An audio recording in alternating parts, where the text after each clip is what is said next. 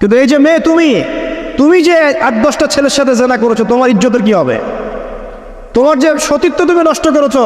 তুমি তো বিয়ের পর কোনো ঘরে গেলে সে হাজবেন্ডও বুঝতে পারবে তুমি আর সতী সাথী নও।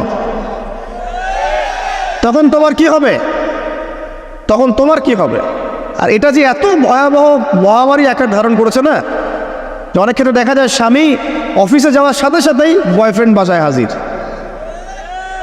এই যে বাক্সে বাক্সে বন্দি জীবন বললাম, বাক্সে বাক্সে বন্দি ফ্ল্যাটের ভিতরে তো ঢুকলে আর বোঝা যায় না ভিতরে কি হচ্ছে। কত ফ্ল্যাটে যে জেনা হয় এখন এই শহরে, আল্লাহ ভালো জানে। এই ফ্ল্যাটের প্রত্যেকটা ইঞ্চি ইঞ্চি মাটি আল্লাহর কাছে সাক্ষী দিবে।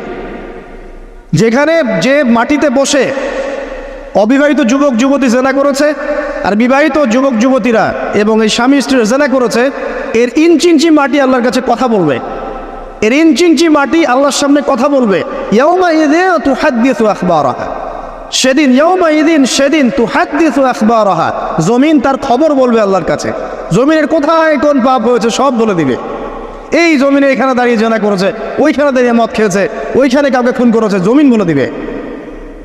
একটা কথা এখানে মাঝখানে বলে দেই, যারা অবিবাহিত যুবক যুবতী আছো, এই লেকচার তোমরা যারা শুনছো, তোমাদের মধ্যে কেউ যদি জেনা করে থাকো, অবিবাহিতর কথা বলছি, তোমাদের কাঁধের মধ্যে এখন 100 বেত্রাঘাতের শাস্তি ঝুলে আছে। সূরা নূরের 1 থেকে 3 নম্বর আয়াত পড়ে দেখবে, অবিবাহিত যুবক যুবতী যদি জেনা করে তাদের শাস্তি হচ্ছে 100 বেত্রাঘাত, তাও জনসমক্ষে, এবং এক বছরের জন্য নির্বাসন। এই বিধানগুলো যদি পৃথিবীর কোনো দেশেও না থাকে, আসমানে আছে। মরার সাথে সাথেই এই বিধান কার্যকর হবে ইনশাআল্লাহ। বাঁচার মধ্যে কি একটাই উপায় আছে। এই লেকচার কানে চলে গেছে, অনতিবিলম্বে অজু করবে।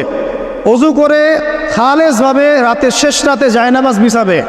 জায়নামাজ বিছিয়ে আল্লাহর সামনে দাঁড়িয়ে 2 রাকাত নামাজ পড়বে। পড়ে নিজের পাপের কথা স্মরণ করে চোখ দিয়ে দরদর করে পানি ফেলে দিবে। আল্লাহকে সেজদা গিয়ে বলবে, আল্লাহ আমি জেনা করেছি, আমাকে মাফ করে দাও। আমার এই পাপের কথা কেউ জানে না, তুমি জানো, মাফ করে দাও। এই মাফ নেওয়ার পরে আবার ওই যার সাথে করেছেন ওর সাথে আবার লিঙ্ক আপ করার চেষ্টা করেন না। আসো আমরা জেনা করেছিলাম, আসো বিয়ে করে নেই, এটা সলিউশন না। জেনা করেছেন, আগে তওবা করে ফিরে আসতে হবে, তারপরে পুরো জীবন ইসলামিক লাইফ লিড করতে হবে। আল্লাহ যদি দেখেন যে হ্যাঁ আপনি ঠিকঠাক তওবা করে আল্লাহর কথা চলছেন, আল্লাহ তখন আপনাকে নেককার স্ত্রী দিবে ইনশাআল্লাহ। এই এই এই একমাত্র রাস্তা যুবকদের জন্য এবং যুবতীদের জন্যেও।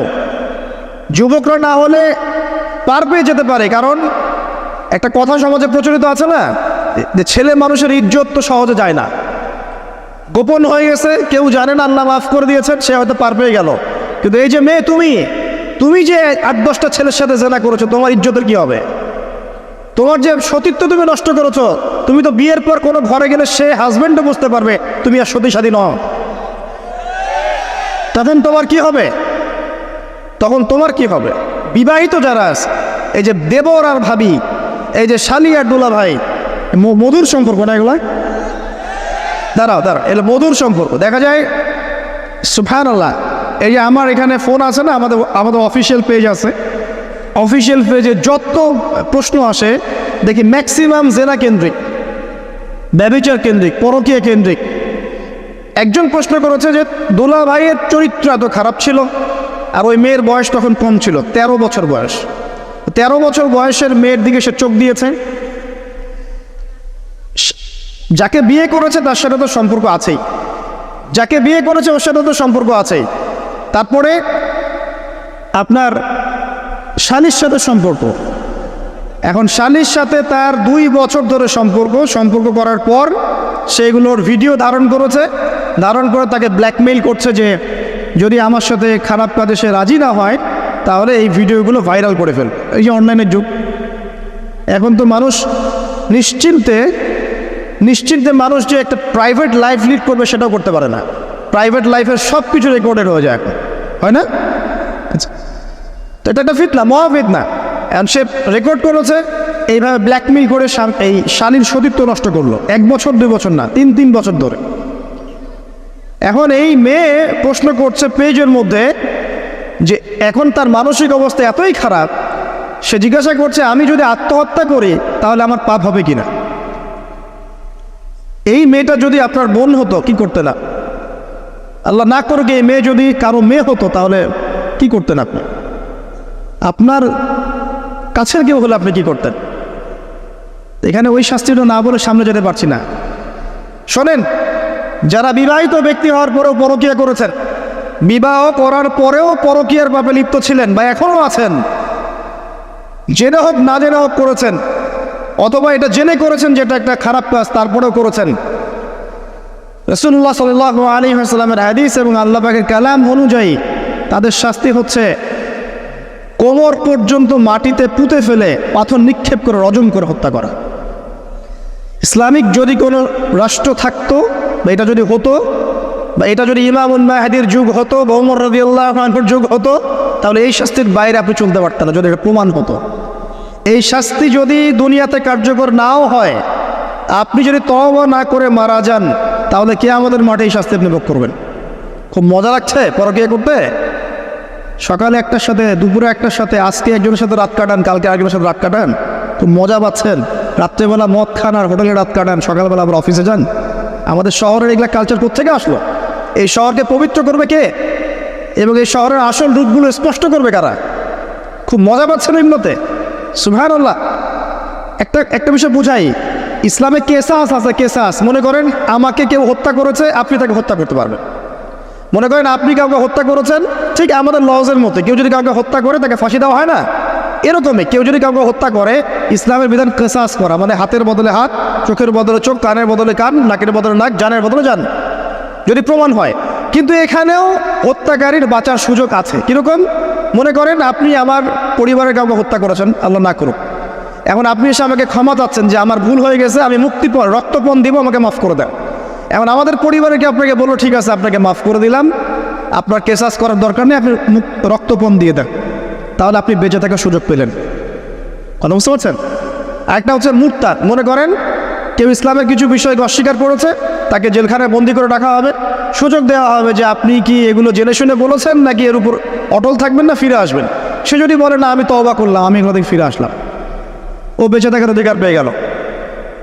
কিন্তু বিবাহিত ব্যক্তি যারা ব্যভিচার করেছে, বিবাহিত ছেলে বা মেয়ে ব্যভিচার করেছে, তওবা করে যদি ফিরেও আসে, রজমের শাস্তি থেকে বাঁচার কোনো সুযোগ নেই।